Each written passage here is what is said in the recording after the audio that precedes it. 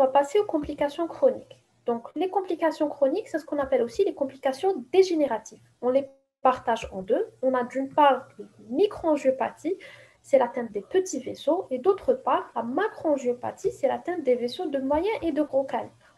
Dans la microangiopathie, on a essentiellement la néphropathie diabétique, donc c'est l'atteinte du rein. La rétinopathie diabétique, c'est l'atteinte de l'œil.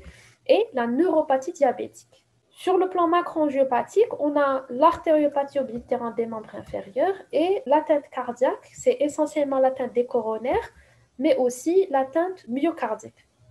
Donc, dans la neuropathie, elle se divise en trois. On a les polynévrites, les mononévrites ou les multimononévrites et on a la neuropathie végétative.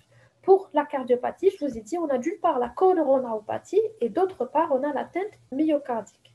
Et puis à la fin, on va voir le pied diabétique. Le pied, il est dû à la fois à la neuropathie, à l'artériopathie des membres inférieurs, puis on a le facteur infectieux et le facteur déclenchant qui sont généralement associés. On va finir par le pied diabétique. Le pied diabétique, en fait, c'est l'association de la neuropathie, de la OMI, et puis on a le facteur infectieux qui rentre en compte, et puis on a souvent un facteur déclenchant. C'est quoi le pied diabétique? C'est toute infection, ulcération ou destruction des tissus profonds du pied, qui est associé à une neuropathie, un degré variable d'artériopathie périphérique des membres inférieurs, et qui est spécifique, c'est une atteinte qui est spécifique du pied diabétique, qui est très, très fréquente chez le pied diabétique.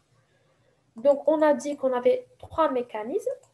Donc, on a la neuropathie qui entraîne une perte de la sensibilité,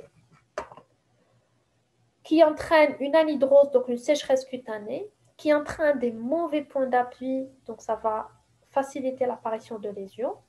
On a l'artériopathie, donc si on a une lésion, elle ne va pas guérir rapidement parce que les tissus ne sont pas bien oxygénés.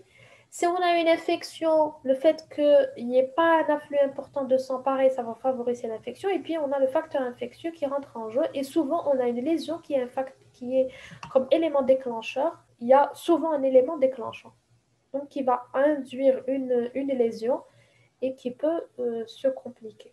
Donc, le mal perforant, on l'a vu. Donc, on a un mauvais point d'appui qui va entraîner un durillon. Puis, le durillon va tomber et va laisser place à une lésion du pied qui atteint les tissus profonds qui peut même arriver au niveau de l'os. Le côté vasculaire, donc là, vous voyez un examen du pied vasculaire et la différence entre l'examen clinique entre un pied neurologique et un pied vasculaire, bien que parfois les deux sont intriqués. Mais bon, il faut connaître que le pied neurologique, généralement, quand on palpe, on a des pouls qui sont plutôt bondissants. Contrairement au pied vasculaire, on a vu que les pouls étaient faibles, voire même abolis. Dans le pied neurologique, la peau est épaisse, elle est sèche. Dans le pied vasculaire, on a plutôt une peau fine, elle est glabre. Glabre, ça veut dire qu'elle est dépilée. Donc, au niveau du dos du pied, souvent les patients qui ont une artériopathie oblitérante des membres inférieurs, on a perte des poils qui se voient normalement au niveau du dos du pied, voire au niveau du tiers inférieur de la jambe.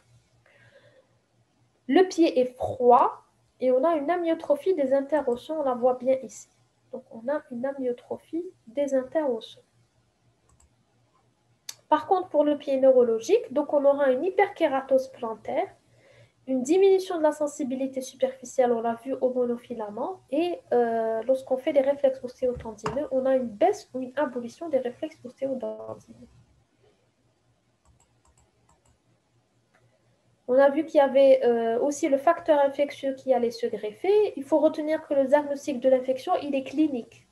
Ni à la biologie, ni à l'écouvillon. Comment on pose le diagnostic de l'infection? C'est soit la présence de sécrétions purulentes, ou bien lorsqu'on a deux signes inflammatoires, soit une rougeur, une douleur, un œdème ou une chaleur. Donc, deux parmi ces quatre signes, ou bien des présence de sécrétions purulentes, on pose le diagnostic de l'infection. Donc, la présence d'une fièvre ou d'une leucocytose ne sont là que pour attester de la sévérité de l'infection. Ils ne sont pas là pour poser le diagnostic. Okay? Je vous ai dit qu'il y avait souvent un facteur déclenchant. Donc, pas de lésion, pas d'infection, pas d'amputation. Donc, pour éviter les lésions, il faut éviter le facteur déclenchant. Et les facteurs déclenchants, souvent, ça peut être une chaussure inadaptée, Ça peut être un geste inadapté ou intempestif, par exemple un patient qui coupe ses ongles de façon trop importante, des patients qui veulent enlever l'hyperkératose avec un bistouri ou avec un ciseau, c'est ce qu'on appelle la chirurgie de salle de bain, donc il faudra éviter ça, ou bien une mauvaise hygiène, qui peut être source d'onychomycose ou de mycose interdigitale, qui peuvent être une porte d'entrée aux germes. Cliniquement, lorsqu'on est devant une plaie du pied diabétique, il faut d'abord examiner, donc comme toujours, inspection, palpation, et puis l'examen au monofilament. Donc à l'inspection, on va rechercher la couleur de la peau, est-ce qu'il n'y a pas une rougeur, est-ce qu'il n'y a pas une nécrose, est-ce qu'il n'y a pas une déformation, une hyperkératose, un mal perforant plantaire. Donc la palpation, on va voir la température de la peau. On a vu lorsqu'on a un pied ischémique, la peau est froide. Lorsqu'on a une infection, la peau est chaude. On recherche des crépitants, très importants. Donc, lorsqu'on palpe la plaie et on a une sensation de crépitation sous-cutanée, ça veut dire qu'il y a des germes anaérobies, qu'il y a un emphysème sous-cutané, c'est un signe de gravité. Donc, ça signe la gangrène gazeuse et c'est un signe de gravité. Et on va bien sûr rechercher les poux. On utilise le marteau réflexe, le monofil calamant, puis la pointe mousse. La pointe mousse, c'est pour rechercher un contact osseux. Si on a un contact osseux, on fait rentrer la pointe mousse au niveau de la plaie. Si on a un contact avec l'os, c'est qu'il y a une ostéite sous-jacente. Qu'est-ce qu'on demande comme examen complémentaire devant une plaie du pied diabétique? Si la plaie est profonde, par exemple, si on a un mal perforant plantaire, on demande systématiquement une radio du pied. C'est quoi l'intérêt de la radio du pied? C'est de rechercher une ostéite sous-jacente parce que le traitement d'une ostéite est particulier. L'antibiothérapie est différente, la durée de l'antibiothérapie est différente. Donc, la radio du pied est essentiellement à la recherche d'une ostéite. On peut trouver aussi du médiacalcose, des images aériques, etc. On fait l'IPS et s'il est pathologique, on complète par un échodoppler des membres inférieurs. Et puis, si on a cliniquement des signes d'infection, seulement si on a des signes d'infection cliniquement, on va demander un prélèvement bactériologique, soit un prélèvement superficiel, un écouvillon, ou bien lorsqu'on a une collection, on peut faire une aspiration, ou bien on peut cureter les tissus profonds et les envoyer à l'examen bactériologique. Et si on a une ostéite, on peut faire une biopsie osseuse. Et puis, si on a une infection, on va voir s'il y a des signes de gravité, c'est-à-dire une hyperleucocytose. Si on a une CRP élevée, c'est des signes de gravité, et puis ça va nous permettre de suivre l'évolution de notre patient sous antibiothérapie. On va bien sûr demander une fonction rénale pour donner les antibiotiques, éventuellement réajuster en fonction de la clairance de la créa. La conduite à tenir devant une plaie du pied diabétique, la première chose très importante, c'est la décharge. Ensuite, bien sûr, il faut équilibrer le diabète. S'il y a une obstruction artérielle, idéalement, il faut revasculariser, mais c'est rarement possible. Si on a des signes cliniques d'infection, on donne une antibiothérapie. Si cliniquement il n'y a pas d'infection, je ne donne pas d'antibiotiques. Et puis, il faut faire des soins locaux en débridant, en enlevant les peaux mortes, en enlevant les peaux nécrosées. Donc, pour ce qui est de la décharge, il faut savoir que une lésion du pied ne doit jamais toucher le sol. D'accord? Donc, il faut soit donner des chaussures adéquates. Donc, c'est ce qu'on appelle ça, c'est des barouques. Si on a une lésion de l'avant-pied, on va donner une chaussure qui va permettre au sujet de s'appuyer sur ses talons en laissant l'avant-pied libre dans l'air. Et donc, la plaie qui sera au niveau de l'avant-pied ne va pas toucher le sol. Ou bien tout simplement en demandant au sujet de se déplacer avec des béquilles. Mais en tout cas, il ne doit jamais marcher sur ses pieds jusqu'à ce que la plaie se referme. Les soins locaux, donc on fait un débridement, une écrectomie, on enlève les peaux mortes, on enlève la fibrine pour permettre une bonne cicatrisation. Il ne faut pas utiliser de solution antiseptique pour nettoyer la plaie, il faut utiliser seulement du sérum physiologique. Il ne faut pas faire des pansements avec des antibiotiques locaux, jamais. Il ne faut jamais mettre de la fusidine au niveau de la plaie, ça va retarder la cicatrisation. Donc, l'antibiothérapie, seulement si on a des signes cliniques d'infection, on donne d'abord une antibiothérapie empirique et puis on va réajuster en fonction de l'antibiogramme. Il faut bien sûr, comme toujours, équilibrer le diabète. Et puis, si on a une AOMI, il faut traiter l'AOMI, donner des anti-agrégants plaquettaires, donner une statine. Parfois, malheureusement, on est obligé d'arriver à l'amputation, amputer un orteil ou un avant-pied ou une jambe, malheureusement, si l'atteinte est sévère. Et ça, c'est une plaie qui est infectée. D'accord, on a de la rougeur, on a un écoulement. Là, il faut donner un antibiotique. Je vous donne un autre exemple d'une plaie il ne faut pas donner d'antibiotiques. Ça, il faut donner un antibiotique. Il y a de la rougeur, il y a une collection, l'impression qu'il y a du pus qui sort, mais là, c'est une plaie qui est propre. A priori, il n'y a pas d'écoulement, il n'y a pas, là, c'est pas jaunâtre, c'est rouge. Là, on ne donne pas d'antibiotiques, c'est uniquement les soins locaux. C'est la décharge, il faut le retenir, c'est très important. Il ne faut pas que cette plaie touche le sol tant qu'elle n'est pas refermée. C'est le débridement, on voit ici qu'il y a de l'hyperkératose, qu'il y a des tissus morts, il faut tout enlever et laisser les soins locaux. Les soins locaux, c'est quoi? Je lave au sérum salé, je sèche bien avec des compresses stériles et je mets un pansement sec.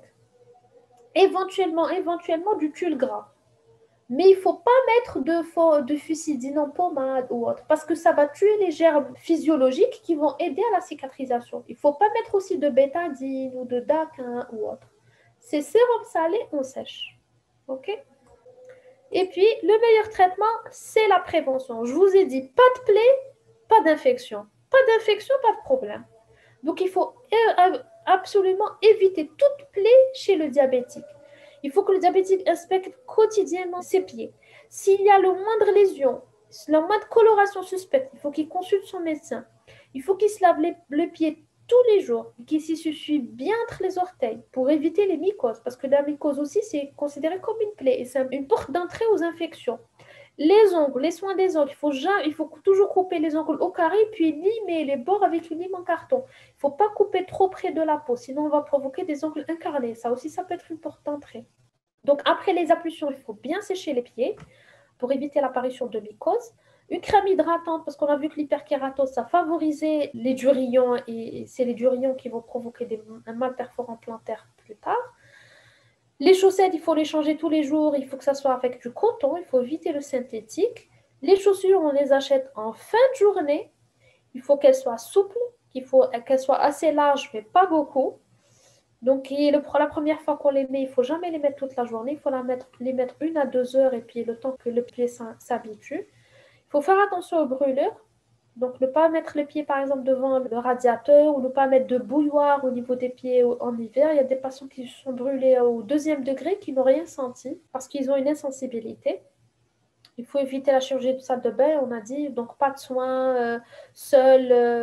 Il ne faut pas essayer d'enlever l'hyperkératose ou d'enlever les peaux mortes seules dans sa salle de bain. Il ne faut jamais marcher pieds nus, même sur le tapis, même à la maison, parce qu'ils peuvent avoir des choses qui traînent à la maison. Donc, il y a des patients, par exemple, qui ont marché sur des punaises et qui ne se sont pas rendus compte. Qui se sont rendus compte des jours après lorsque ça s'est infecté, parce qu'ils ont une insensibilité au niveau des pieds.